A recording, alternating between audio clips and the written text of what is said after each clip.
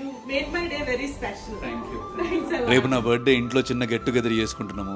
గెస్ట్లు వచ్చే ముందే మీరు ఫర్నిచర్ డెలివరీ ఏమైనా చేయగలుగుతారా అని అడిగారు మేడం. కనీసం ఫ్రేమ్ కూడా రెడీగా లేదు. సరే స్పెషల్ డే అన్నప్పుడు కొంచెం స్పెషల్ కేర్ కూడా తీసుకోగలగాలి కదా. 1 డేలోనే ఫ్రేమింగ్, ఫోమింగ్, కటింగ్, పేస్టింగ్లు అన్నీ అయిపోయినాయి. యాక్చువల్లీ మేడం ఆర్డర్ ప్లేస్ చేసి 10 డేసే అవుతుంది.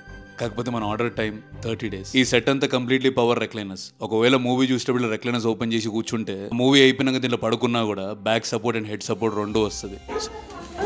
So na birthday and chappagani you rushed all the team and you did it in 2 All days. we do for our customers happiness. That's our priority. 100% ready అవుతుందని ఏం confirmation ఇయ్యలే.